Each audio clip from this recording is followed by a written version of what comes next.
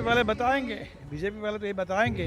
वो कह रहे हैं कि अरविंद केजरीवाल जी क्या बीजेपी के साथ चले गए।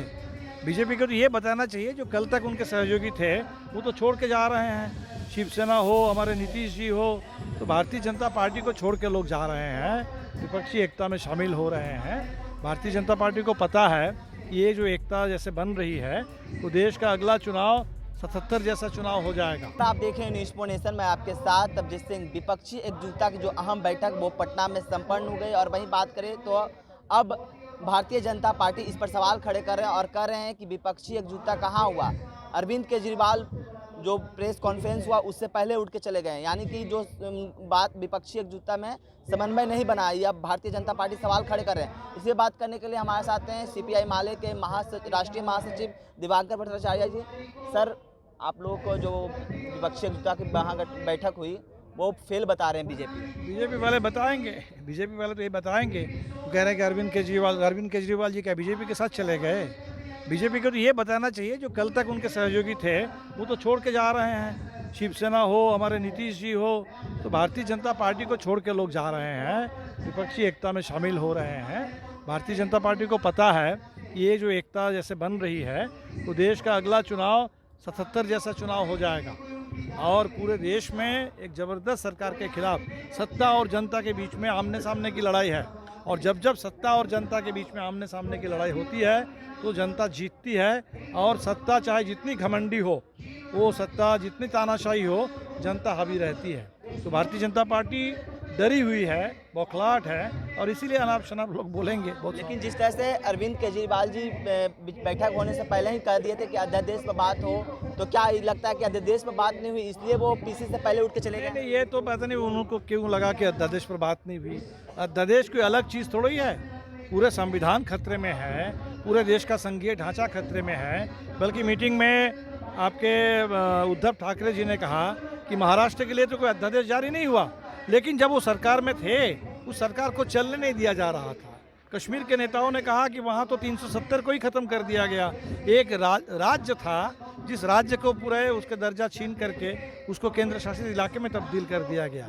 तो हमले तो अलग अलग रूपों में हर जगह हो रहे हैं और ये जो मीटिंग थी ये राष्ट्रीय स्तर पर तमाम मुद्दों पर एक साथ बात करने के लिए मीटिंग थी। इसलिए केजरीवाल जी अगर समझ रहे हैं या कोई कह रहे हैं कि अध्यादेश पर बात नहीं हुई, ये मेरे ख्याल से गलत है।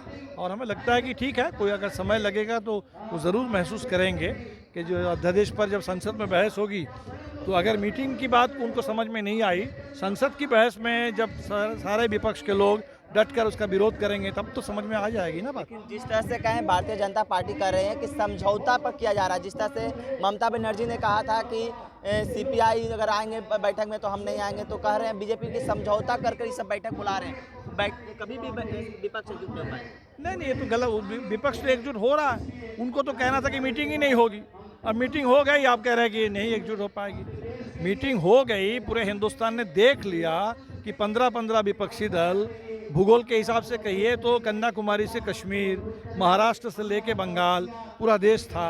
राजनीति के हिसाब से कहिए तो हर धारा की पार्टियां, कांग्रेस, तृणमूल कांग्रेस, राष्ट्रवादी कांग्रेस, कांग्रेस के घराने की पार्टियां, जनता दल, यू, राजद, समाजवादी पार्टी, वो एक धारा की पार्टियां, तीनों कम्युनिस्ट पार्टी, सीपीआई, सीपीएम, माले, क्षेत्रीय दल, शिवसेना, आपके डीएमके, तो हर तरह की पार्टी, पूरे देश का जो राजनीतिक परिदृश्य है उस पर आप नज़र दौड़ाए तो लगेगा कि देश का बड़ा हिस्सा मौजूद था।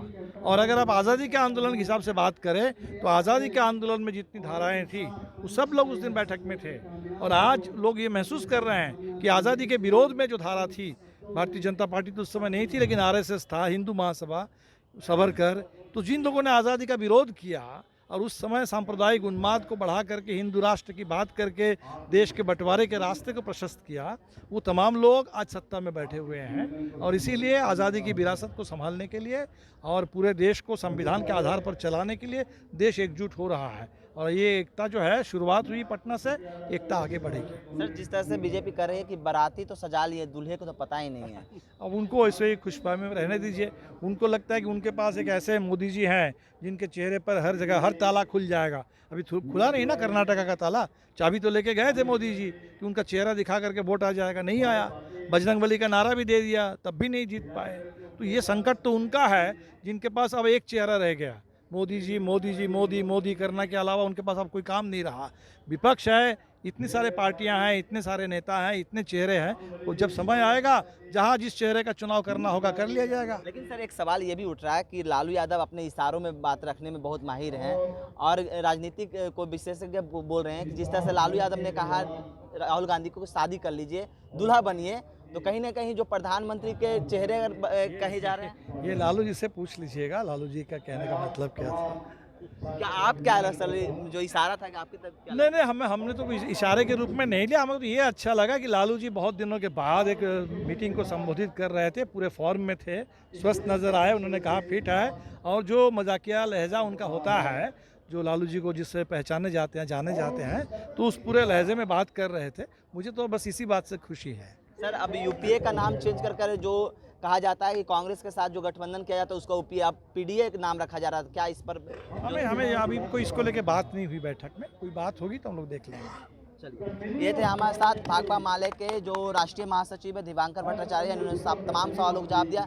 इस तमाम खबरों को न्यूज़ 4 नेशन के साथ नमस्कार।